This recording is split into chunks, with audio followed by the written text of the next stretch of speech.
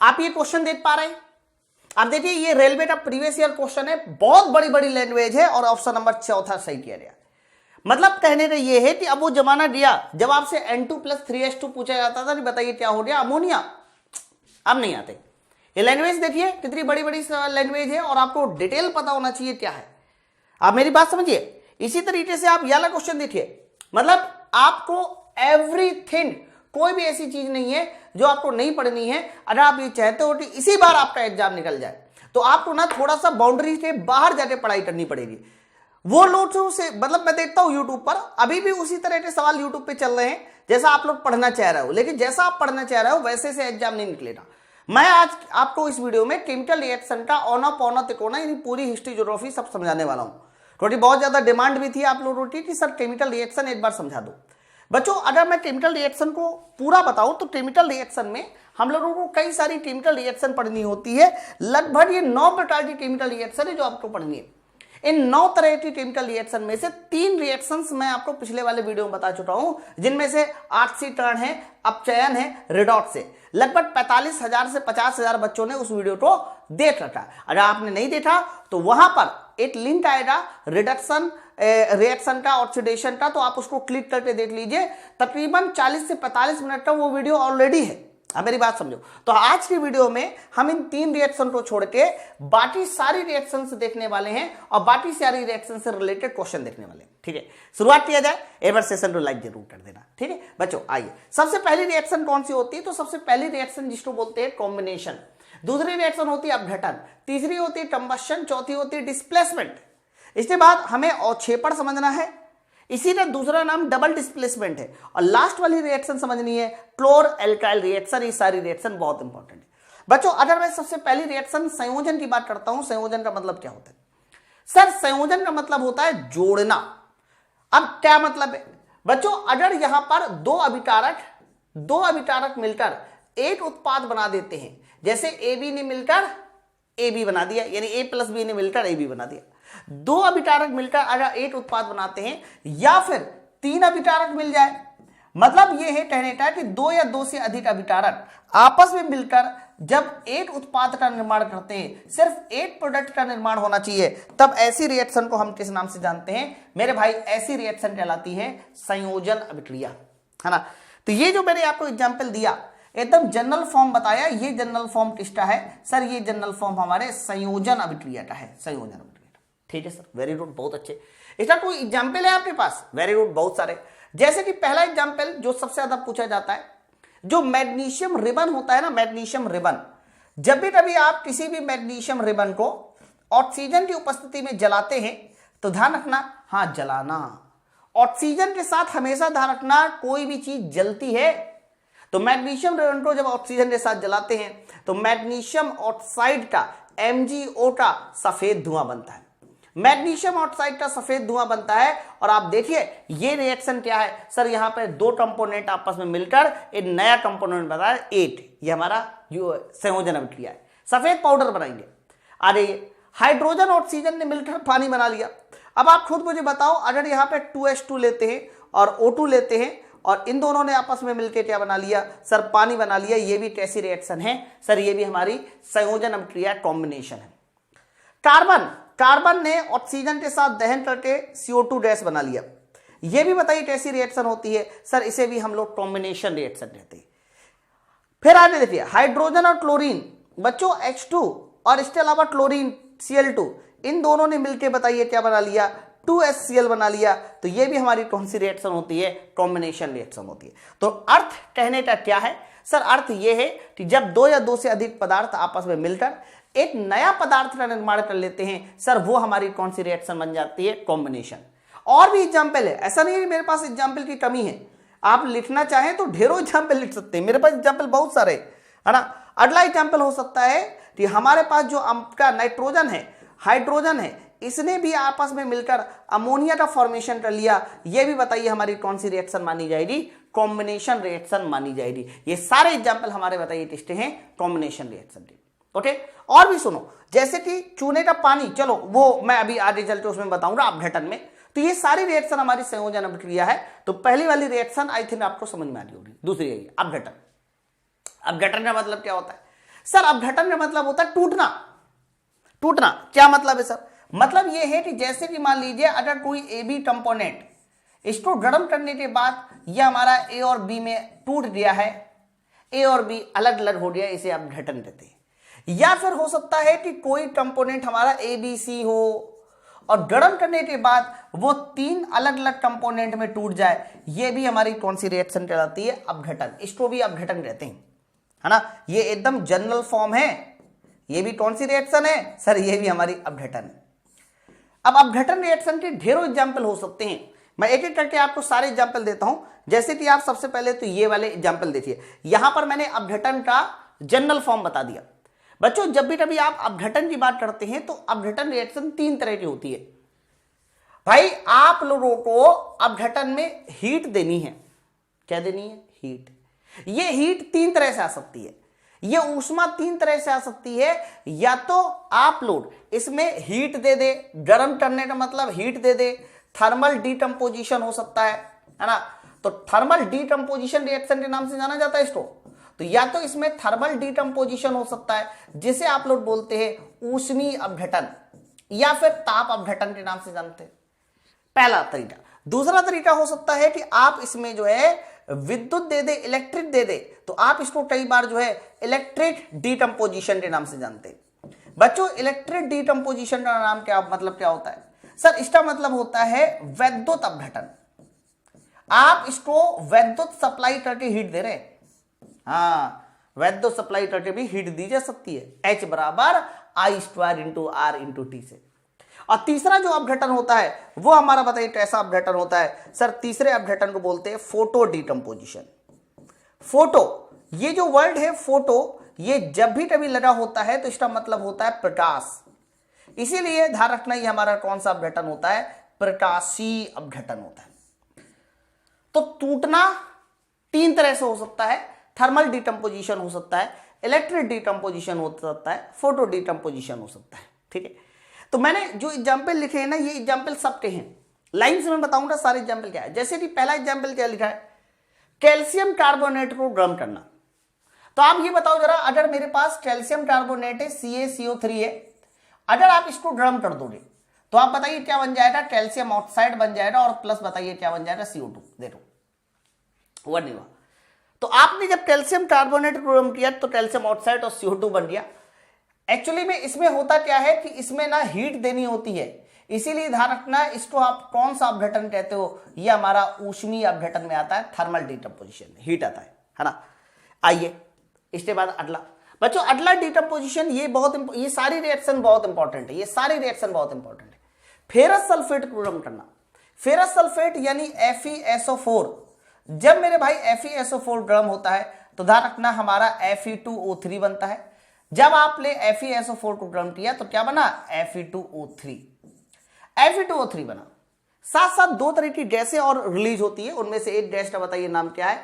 SO2, और एक gas का बताइए नाम क्या है? SO3। सल्फर डाइऑक्साइड और सल्फर ट्राइऑक्साइड। बच्चों ध्यान रखना ये भी जो गर्म करना होता है ये भी कौन सा अपघटन होता है सर? इसको भी आप लोग ऊष्मीय अपघटन के नाम से जानते हैं। इसे भी आप लोग किस नाम से जानते हैं? ऊष्मीय अपघटन के नाम से जानते हैं। बच्चों अगली वाली रिएक्शन भी बहुत इंपॉर्टेंट है, जिसको बोलते हैं लेड नाइट्रेट का गर्म होना। ये भी रिएक्शन बहुत पूछी जाती है। लेड नाइट्रेट जिसको नाम है PbNO3। अगर आपका जो लेड नाइट्रेट है PbNO3 है, आपने अगर इसको गर्म कर दिया तो लेड नाइट्रेट को गर्म करने के बाद ध्यान रखना सबसे पहला जो कंपोनेंट बनता है वो हमारा होता है लेड ऑक्साइड 2PbO। इसके अलावा यहां पर 4 NO2 लेड नाइट्रेट है ना, तो लेड नाइट्रेट है, PbNO3 है, तो हमारा क्या बन जाएगा? तो लेड ऑक्साइड तो बन गया, तो कौन सी गैस बन जाएगी?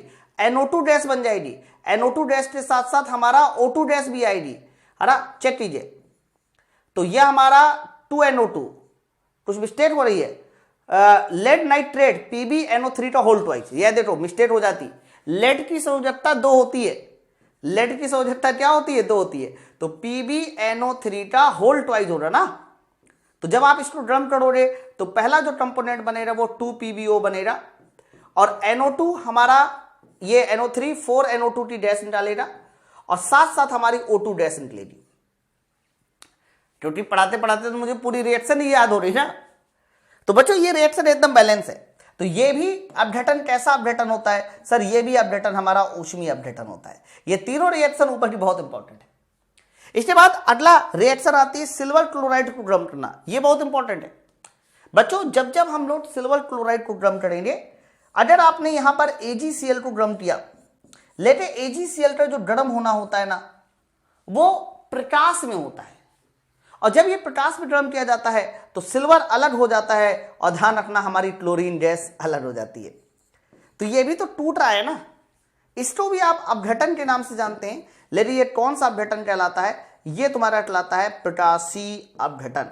कौन सा? प्रकाशीय अपघटन। तो मैंने यहां पर आप देखिए 2 अपघटन हो चुके, ऊष्मीय अपघटन, प्रकाशीय। लेकिन एक और अपघटन बचता है जिसको आप लोग क्या नाम से जानते हैं? वैद्युत अपघटन। वैद्युत अपघटन समझो क्या बच्चों? वैद्युत अपघटन का एग्जाम्पल यहां मैं एग्जाम्पल नंबर 5 करके दे देता हूं। जैसे कि मान लीजिए आपके पास पानी है, पानी को गर्म नहीं करना है। फिर से मैं बता दूं, गर्म नहीं करना है, पानी को गर्म नहीं करना, हमें उसमें इलेक्ट्रिक सप्लाई करनी है, और इलेक्ट्रिक सप्लाई करेंगे तो ऑटोमेटिक उसमें हीट पैदा हो जाएगी। तो जब हम लोग पानी को वैद्युत अपघटन कराते हैं बच्चों, तो पानी का जब वैद्युत अपघटन होता है तो ध्यान रखना हाइड्रोजन और ऑक्सीजन हमारे अलग अलग हो जाते हैं। तो पानी को वैद्युत में गर्म करना हमारा कौन सा अपघटन कहलाएगा? वैद्युत अपघटन कहलाएगा। तो आप आई थिंक आपको ये बात समझ में आई होगी। अपघटन का मतलब होता है तोड़ना, और तोड़ने का मतलब क्या होता है सर? तोड़ने का मतलब ये होता है कि जब आप एक कंपोनेंट को गर्म करते हैं, किसी भी वजह से गर्म कीजिए, और वो 2 या 2 से अधिक कंपोनेंट में टूट जाता है, दैट इज कॉल्ड अपघटन। ओके, बताइए यहां तक बात सबको क्लियर हो रही ना? आगे बढ़े, चलो आगे बच्चों। अगली वाली रिएक्शन हमारी कौन सी होती है? कंबशन, दहन। बहुत इंपॉर्टेंट है। दहन का मतलब क्या होता है सर? दहन का मतलब ये होता है कि जब भी कभी किसी हाइड्रोकार्बन को, आप कोई भी हाइड्रोकार्बन ले लो, मीथेन, एथेन, प्रोपेन, है कोई भी हाइड्रोकार्बन, एसेटिलीन, एथिलीन, कोई भी हाइड्रोकार्बन को ऑक्सीजन की उपस्थिति में जब जलाते हैं तब कार्बन डाइऑक्साइड और पानी बनता है। इस क्रिया को दहन कहते हैं। भाई हाइड्रोजन है तो ऑक्सीजन के साथ मिलकर पानी बनाएगा, कार्बन है तो कार्बन डाइऑक्साइड बनाएगा। तो इस क्रिया को क्या बोलते हैं? दहन। लेकिन दहन हमारी 2 तरह से होती है, कंप्लीट और इनकम्प्लीट। अब सुनो बच्चों, कंप्लीट कंबस्शन क्या होता है सर? कंप्लीट कंबस्शन उस समय होता है जब ऑक्सीजन की ज्यादा मात्रा हो, हाँ, अर्थात खुले में। खुले में बताइए कौन सा कंबस्शन होता है? खुले में हमेशा कंप्लीट कंबस्शन होता है, जहां पर ऑक्सीजन ज्यादा हो। और बच्चों जब ऑक्सीजन ज्यादा होगी ना, तो कार्बन क्या बनाएगा सर? कार्बन कार्बन डाइऑक्साइड बनाएगा। अरे ऑक्सीजन ज्यादा है तो कार्बन क्या बनाएगा? Carbon dioxide. इनकम्प्लीट कंबस्शन कब होता है सर? इनकम्प्लीट कंबस्शन तब होता है जब ऑक्सीजन हमारा कम हो। ऑक्सीजन कम तब होता है जब हमारे पास एरिया कैसा हो? बंद एरिया हो। बंद एरिया होगा तो 101% बताइए कौन सी गैस बनेगी? कार्बन मोनोऑक्साइड बनेगी।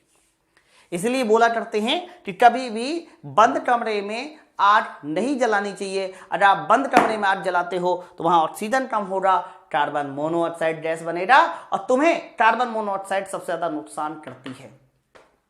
अब मेरी बात समझ पा रहे हैं ना? ओके, अभी एक केस हुआ था दिल्ली में। दिल्ली में क्या हुआ था कि ठंड की वजह से बहुत सारे जो पढ़ाई करने वाले बच्चे थे, उन्होंने क्या किया, अपने कमरे के अंदर हीटर जला लिया, और हीटर जलाने के बाद क्या काम किया, उन्होंने रात भर वहां पर सोए, कमरा बंद था, जिसकी वजह से कार्बन मोनोऑक्साइड बनी और 6 के 6 बच्चों की मृत्यु हो गई। तो आप ध्यान रखिएगा, कभी भी बंद कमरे में आपको, कभी भी बंद कमरे में ऐसा कोई काम ना करें जिससे कार्बन मोनोऑक्साइड गैस बने। ओके, तो मैंने कहा 2 तरह के कंबस्शन होते हैं। कार्बन डाइऑक्साइड जब बनेगा कंप्लीट, कार्बन मोनोऑक्साइड बनेगा इनकम्प्लीट। मैं 2 एग्जांपल देता हूं। जैसे कि मान लीजिए मैंने आपसे कहा जरा मीथेन ले लीजिए। बच्चों मीथेन की क्रिया मैंने ऑक्सीजन के साथ ट्राई, मुझे कंप्लीट कंबस्शन रहना है। तुम्हारा कोई भी मन हो सकता है। जैसे कि मान लीजिए मैंने इस बार जो है एसिटिलीन ले लिया। एसिटिलीन जो है वो ऑक्सीजन के साथ क्रिया कराके मुझे कंप्लीट कंबस्शन कराना है। ओके, कैसे ट्राई? कुछ नहीं करना, बहुत आराम से रिएक्शन को बैलेंस करना सीखिए। जैसे कि यहां कार्बन है, कार्बन अगर कंप्लीट कंबस्शन हो रहा है तो कार्बन बताइए क्या बनाएगा सर? कार्बन हमारा कार्बन डाइऑक्साइड बनाएगा। सर यहां कितने हाइड्रोजन है? 4 हाइड्रोजन है कि नहीं? तो 4 हाइड्रोजन है तो 4 हाइड्रोजन बताइए क्या बना देगा? 2 पानी बना देगा। तो पहले आप कार्बन और पहले आप हाइड्रोजन बैलेंस कीजिए। तो जब आपके कार्बन और हाइड्रोजन बैलेंस हो जाए तो लास्ट में ऑक्सीजन बैलेंस लीजिए। बच्चों यहां देखो 2 2 4 ऑक्सीजन, तो 4 ऑक्सीजन बनाने के लिए यहां पर हमें क्या लगाना पड़ेगा 2O2 बैलेंस और रिएक्शन। तो ये हमारा कंप्लीट कंबशन है, टोटल कार्बन डाइऑक्साइड और पानी बनना। इधर आइए सर, ये क्या है सर? ये हमारा C2H2 तो मतलब क्या हुआ, ये हमारा एसिटिलीन है। और बच्चों ये एसिटिलीन है तो आप यहां 2 कार्बन है, तो 2 कार्बन है तो क्या हो जाएगा यहां 2CO2, 2 हाइड्रोजन है तो 2 हाइड्रोजन है तो सिंगल H2O। अब लास्ट में, सबसे लास्ट में ऑक्सीजन बैलेंस लीजिए। बच्चों यहां पर 8 ऑक्सीजन, 2 2 4 5 ऑक्सीजन। बच्चों यहां 5 ऑक्सीजन लाने के लिए हमें यहां कितना करना पड़ेगा 5/2। क्या करना होगा 5/2, है ना। तो बच्चों कंप्लीट कंबशन का मतलब कुल मिला के आपको हाइड्रोजन को पानी बनाना है, कार्बन को कार्बन डाइऑक्साइड बनाना और लास्ट में ऑक्सीजन बैलेंस करना है। चलो इधर आइए, इनकम्प्लीट। सर इनकम्प्लीट अगर यही होता, जैसे कि मान लीजिए मीथेन का हमें इनकम्प्लीट कंबशन कराना है, तो इनकम्प्लीट का मतलब क्या हुआ सर? इनकम्प्लीट का मतलब कार्बन कार्बन मोनोऑक्साइड गैस बनाएगा। हाँ, तो ये जो कार्बन है ये बनाएगा कार्बन मोनोऑक्साइड गैस, और 4 हाइड्रोजन बनाएगा 2H2। देख लीजिए बनाएगा। तो आप लोग देखो 2 और 1 3 ऑक्सीजन लाना है, और अगर 3 ऑक्सीजन लाना है तो 3/2 कर दीजिए, 3/2 कर दीजिए। देख लीजिए 2 से 2 कैंसिल, 3 ऑक्सीजन आ गया, है ना। तो आई थिंक आप लोगों को कंप्लीट और इनकम्प्लीट कंबशन की रिएक्शन को बैलेंस करना आ गया होगा कि रिएक्शन हमारी कैसे बैलेंस की जाती है। ओके बच्चों, इसमें भी 1-2 चीजें और याद रखना। मैं आपको 1-2 चीजें और बताता हूं। जैसे कि मान लीजिए, जैसे कि एक मैं रिएक्शन दोबारा से इसको लिखता हूं, CH4 और ये मैंने लिखा CO2 + 2H2O। कई बार रिएक्शन के अंदर से एक कैलकुलेशन आपसे और पूछ सकता है, वो कैलकुलेशन होती है ग्राम में या फिर मोल में या फिर लीटर में, है ना। जैसे कह दे कि अगर मैंने 32 ग्राम मीथेन लिया, तो 32 ग्राम मीथेन को ऑक्सीजन के साथ कंप्लीट कंबशन कराने पे कितने ग्राम CO2 बनेगा, ऐसे सवाल पूछ सकता है। यानी एक की मात्रा देता है, दूसरे की मात्रा पूछ सकता है। तो जब भी कभी ग्राम में कैलकुलेशन हो, ग्राम में, वजन में, तो वजन में कैलकुलेशन के लिए आपको इनके अणु भार लेने होते हैं।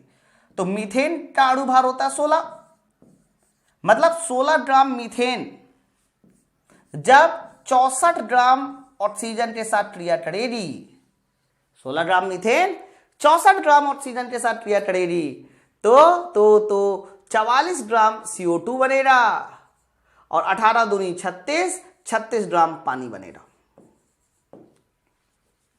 36 ग्राम क्या बनेगा? पानी। तो ये क्रिया आपको आनी चाहिए। इसी तरीके से आप मोल में कैलकुलेशन कर सकते हैं। इसके आगे संख्या 1 है, इसके आगे संख्या 1 है। तो बच्चों जिसके आगे संख्या लिखी होती है वो कैलकुलेशन मोल की होती है, मोल, है ना। जैसे कि अगर यहां 8 है तो 1 मोल मीथेन 2 मोल ऑक्सीजन के साथ क्रिया करेगा, 1 मोल CO2 बनाएगा और 2 मोल पानी बनाएगा, है ना। ये मोल, ठीक है, समझे नहीं? सेम चीज हम लोग आयतन भी कर सकते हैं। मोल मतलब आयतन से, मैं बताता हूं कैसे। जैसे कि आपके यहां 1 है तो आप इसको ऐसा लिख सकते हैं कि 1 लीटर 2 लीटर ऑक्सीजन के साथ क्रिया करेगा, 1 लीटर CO2 बनाएगा और 2 लीटर हमारा पानी बनाएगा। सेंटीमीटर क्यूब जो कि आयतन का मात्रा होता है वो भी लिख सकते हैं। तो मतलब ये स्पेशली आपको आना चाहिए, बहुत इंपॉर्टेंट है, काफी इंपॉर्टेंट है।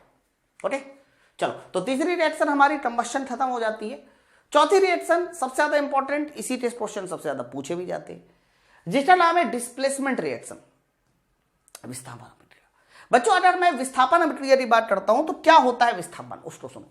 सर विस्थापन का मतलब ये होता है कि जैसे कि मान लीजिए हमारे पास एक कंपोनेंट AB है, AB ने रिएक्शन किया C के साथ और क्या बना दिया, AB ने रिएक्शन किया C के साथ, तो बना ऐसा दिया कि इसने बना दिया AC और AC को B अलग कर दिया।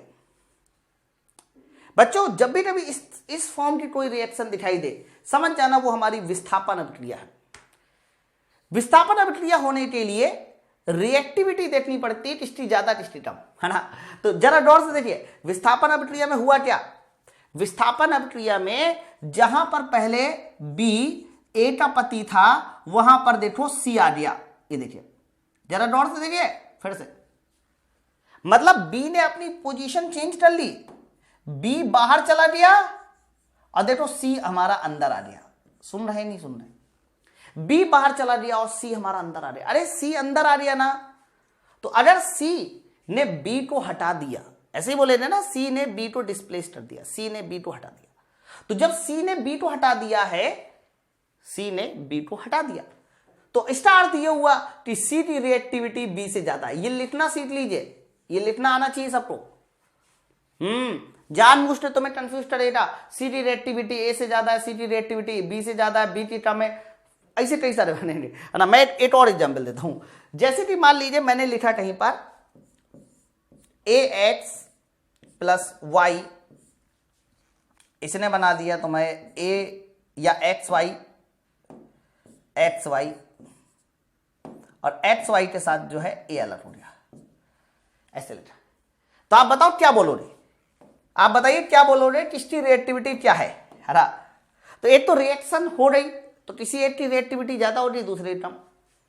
तो कहना जहां पर पहले ए था सर वहां पर हमारा वाई आ गया, एक्स वाई वाई एक्स, उससे कोई फर्क पड़ता नहीं है केमिस्ट्री में ना। तो ए अलग हुआ है ना, और ए की जगह पे कौन आ गया, वाई। तो क्या बोलोगे सर, बोला ये जाएगा वाई की रिएक्टिविटी ए से ज्यादा है, वाई की रिएक्टिविटी ए से ज्यादा है। भाई साहब ये बोलना सीखना होगा तुम्हें, समझे ना। चलो तो आई थिंक आपको बोलना आ गया होगा। अब जब भी कभी हम लोगों को रिएक्शन कराना होता है ना, तो रिएक्टिविटी टेबल बतानी होती है।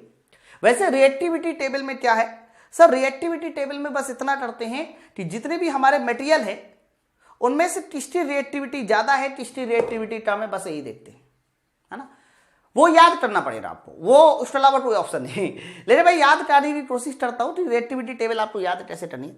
बच्चों रिएक्टिविटी टेबल को आपको 4 टुकड़ों में याद करना है, 4 नहीं, हाँ 4 टुकड़ों में याद करना है, 4 नहीं 3 टुकड़ों में याद करना है।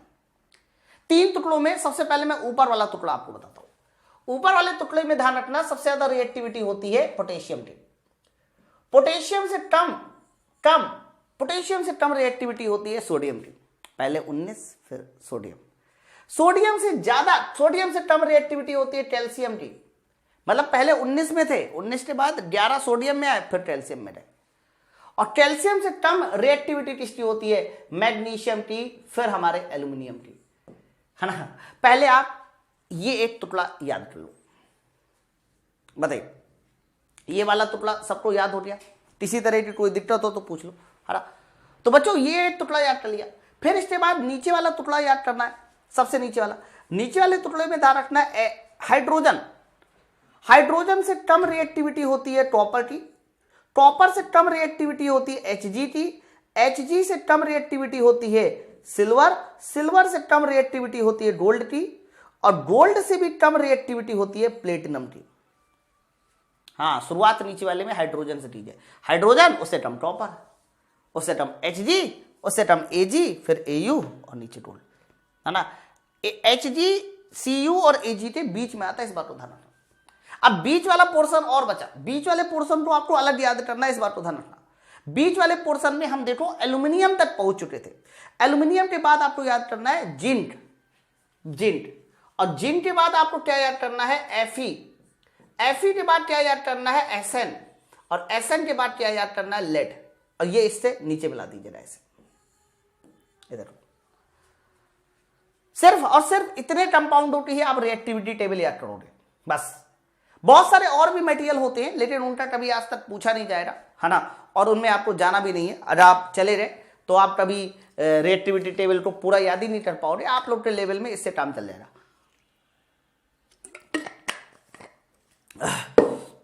ज्यादातर क्वेश्चन तो नीचे वाले से आते हैं, ओके। तो आपको ये रिएक्टिविटी टेबल याद हो रही। एल्यूमिनियम के बाद ध्यान रखना जिंक, फिर Fe, फिर Sn के बाद हमारा Pb आता है, Pb के बाद हमारा हाइड्रोजन, फिर यहां नीचे, ठीक है। अब बच्चों रिएक्टिविटी टेबल के आधार पे हमें यह समझना है, जैसे कि पहली रिएक्शन लिखी है, इनमें से बहुत सारी रिएक्शन होगी और बहुत सारी रिएक्शन नहीं होगी। जैसे कि पहली रिएक्शन लिखी है, मैग्नीशियम द्वारा कॉपर सल्फेट के विलयन से कॉपर का विस्थापन। कॉपर सल्फेट के विलयन से मैग्नीशियम द्वारा, अब देखो रिएक्शन है कि नहीं, हो रही नहीं हो रही, ये समझना। मैं इसको फिर से यहां डिफाइन करूंगा। अब बच्चों रिएक्शन कैसे पूछी जाएगी आपसे मैं बताता हूं।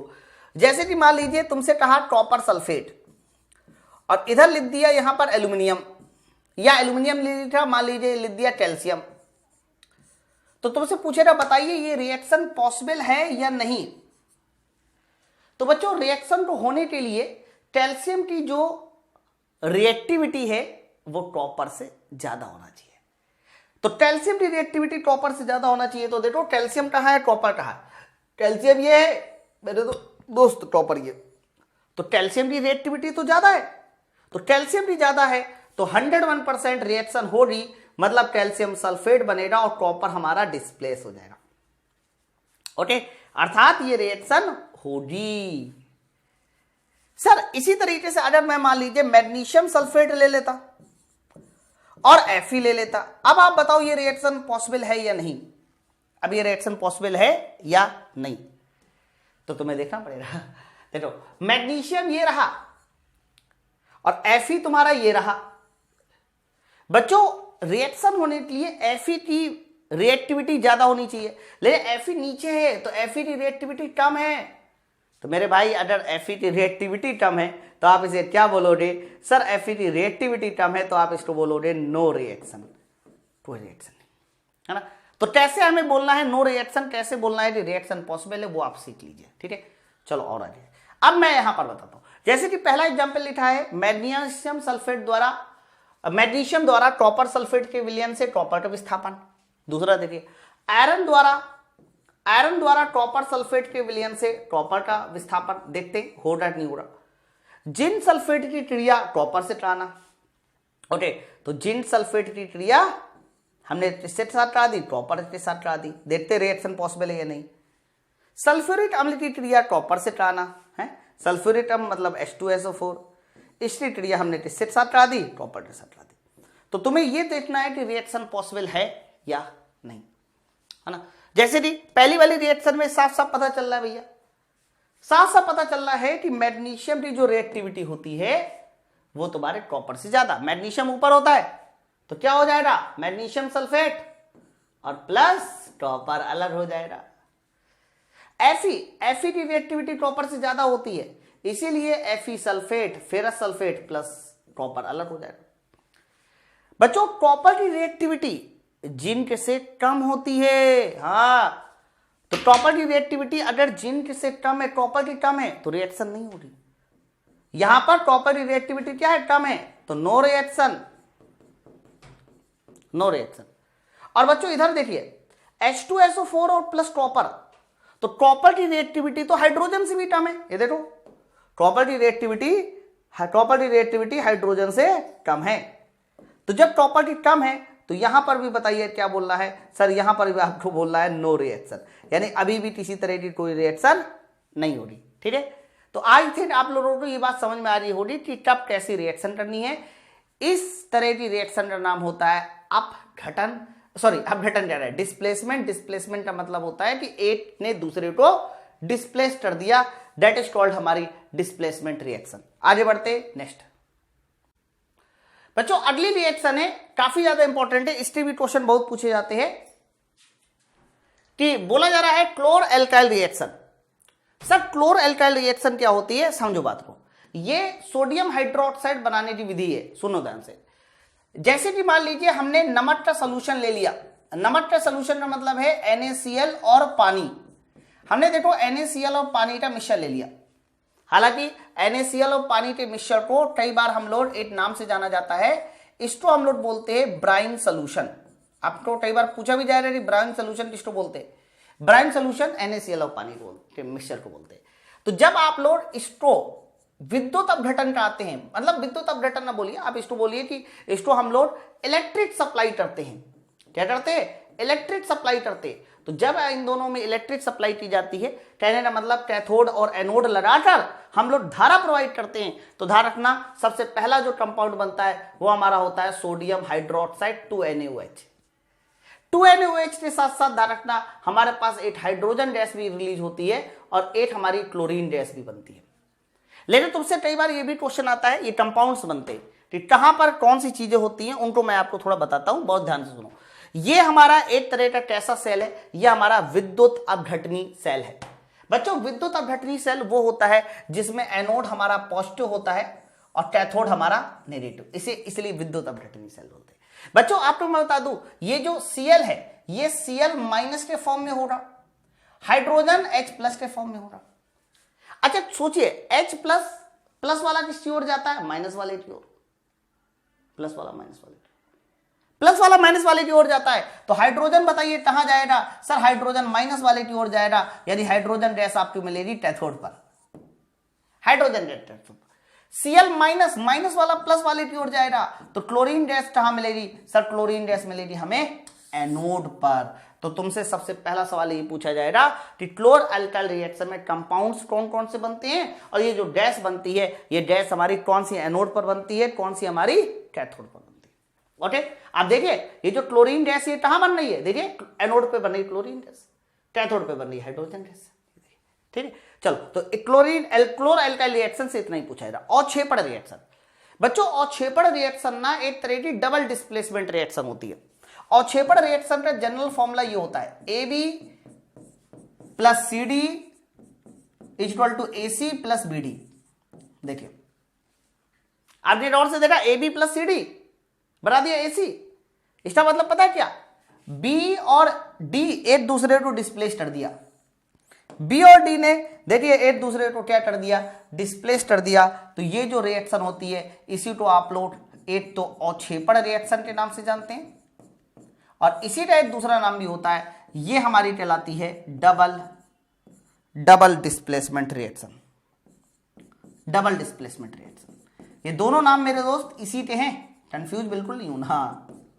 डबल डिस्प्लेसमेंट मैं इसका एग्जांपल भी दूंगा, ऐसा नहीं है, मैं अवक्षेप भी बताऊंगा कि कैसा अवक्षेप मिलता है। जैसे कि मान लीजिए हमारे पास सिल्वर क्लोराइड है। बच्चों सिल्वर क्लोराइड की रिएक्शन हमने KCl के साथ करा दिया, KI के साथ ट्राई, KCl के साथ, KI के साथ, है ना, या आप यहां 2 ना लेकर यहां पर आप 2 लीजिए। मैंने फिर से बात बता दूं, हमने किया क्या, हमने AgCl लिया। AgCl का मतलब क्या होता है, सर AgCl ले लो या फिर आप यहां पर AgNO3 ले लो, सिल्वर नाइट्रेट ले लो, AgNO3 ले लो। तो हमने यहां पर सिल्वर नाइट्रेट लिया, सिल्वर नाइट्रेट की क्रिया हमने पोटेशियम आयोडाइड के साथ करा दी, और जैसे ही पोटेशियम आयोडाइड के साथ ट्राई तो यहां पर तुरंत बताइए क्या बन जाएगा, सिल्वर आयोडाइड बन जाएगा, सिल्वर आयोडाइड। और इसके अलावा देखिए क्या बन जाएगा, सर इसके अलावा हमारा 2, अब ये रिएक्शन बैलेंस है नहीं बैलेंस है, तो 2KNO3 नहीं अभी बैलेंस नहीं हो रही, अभी बैलेंस नहीं हो रही है, टर्म स्टेट हो रही है AgNO3 सिल्वर नाइट्रेट रिएक्शन वाली सही है, AgCl2 और 2Ki सिल्वर आयोडाइड बन जाएगा, Ag कहीं यहां मिस्टेक हो रही है, कुछ यहां पर क्या हो रहा है, मिस्टेक हो रही है ना, और क्या मिस्टेक हो रही है, चलो एक बार फिर से देखते हैं। एग्जाम्पल नंबर 1, एग्जाम्पल नंबर 1 आप इसको ऐसा लीजिए कि एक तरफ मैंने लिया सिल्वर नाइट्रेट AgNO3, AgNO3 की क्रिया मान लीजिए मैंने करा दिया, अच्छा सॉरी AgCl बनेगा, ठीक है ठीक है ठीक है ठीक है, ओके। आप यहां पर कुछ भी ले लीजिए, यहां पर मान लीजिए मैंने ले लिया है सोडियम, है ना, जैसे कि आपने वहां Ki लिया था, यहां पर आपने NaCl ले लीजिए, कोई दिक्कत नहीं उससे, NaCl ले लीजिए। तो NaCl ले लिया तो क्या बन जाएगा यहां पर, सर यहां बन जाएगा AgCl सिल्वर क्लोराइड, और इसके अलावा हमारा सोडियम नाइट्रेट NaNO3, ये देखिए। तो ये जो हमारा AgCl बनता है ये कौन सा अवक्षेप बनाता है, सर ये हमारा सफेद अवक्षेप बनाता है। ये कौन सा अवक्षेप बनाता है, सफेद अवक्षेप बनाता है। AgCl हमेशा सफेद अवक्षेप का होगा, है ना। और भी बहुत सारे एग्जाम्पल है जिसमें हमारा अवक्षेपण प्रक्रिया होती है, जैसे कि आपने लेड नाइट्रेट ले लिया PbNO3। बच्चों PbNO3 का होल ट्वाइस ये लेड नाइट्रेट है। इस लेड नाइट्रेट की क्रिया आपको किसके साथ करानी पड़ेगी, सर लेड नाइट्रेट की क्रिया हमने करा दिया, हमें लेड नाइट्रेट है, लेड नाइट्रेट की क्रिया हमने करा दिया 2Ki के साथ। तो यहां पर लेड आयोडाइड का बन जाता है पीला अवक्षेप PbI2, और PbI2 का पीला अवक्षेप बन जाएगा और KNO3 अलग हो जाएगा। यहां पर हमारा बनता है कौन सा? पीला अवक्षेप। ये कौन सा अवक्षेप होता है? पीला अवक्षेप। तो होता क्या है कि जब भी कभी दो ऐसे विलयन जो हमारे कह सकते हो आयनिक कंपाउंड है, इनके आगे हमेशा एक्वस लिखा रहता है। क्या लिखा रहता है? Aqueous, ionic compound. तो जब भी कभी दो ऐसे विलयन जो हमारे आयनिक कंपाउंड होते हैं आपस में मिलते हैं तो एक ठोस पदार्थ बनाते हैं बच्चों, और वो किसी ना किसी तरल का होता है, और ये ठोस पदार्थ पानी में अघुलनशील होते हैं। ये ठोस पदार्थ पानी में क्या होते हैं? अघुलनशील होते हैं, और ऐसी रिएक्शन हमारी अवक्षेपण के नाम से जानी जाती है। ये जो ठोस पदार्थ बनते हैं ना, ये बॉटम में बनते हैं और पानी में अघुलनशील होते हैं, इनको हम लोग अवक्षेपण अभिक्रिया कहते हैं। ये दोनों इंपॉर्टेंट है, AgCl का सफेद अवक्षेप और सिल्वर आयोडाइड का पीला अवक्षेप बनता है। ऐसे और भी बहुत सारे अवक्षेपण रिएक्शन होते हैं, है ना, जिसके बारे में आप लोगों को क्वेश्चन के थ्रू समझाया जाता है कि भाई ये रिएक्शन है। ओके, तो ये हमारा फाइनली कंप्लीट हो जाता है। इतनी टाइप की रिएक्शन है। ऑक्सीडेशन रिडक्शन मैंने आपको पहले ही बता दिया क्या होता है। बाकी इसके जो क्वेश्चन है उसके लिए आप लोगों को यहाँ पर एक बटन दिखाई दे रहा होगा केमिकल रिएक्शन के क्वेश्चंस का, उस पर आप क्लिक करके मैंने 120 क्वेश्चन सॉल्व कराए हैं केमिकल रिएक्शन के, वो आप सॉल्व कर लीजिएगा। ठीक है, समझ आ रहा है? ओके, किसी तरह की कोई दिक्कत हो, परेशानी हो तो नीचे मुझे कमेंट सेक्शन में जरूर बता सकते हैं। मैं फिर से आपको बता दूं 120 क्वेश्चन आप लोग उससे लगा लीजिएगा, और बाकी हम लोग मिलते हैं नेक्स्ट वीडियो में। कैसा लगा सेशन मुझे नीचे कमेंट सेक्शन में आप सब लोग जरूर बताएं। तब तक लिए थैंक यू वेरी मच।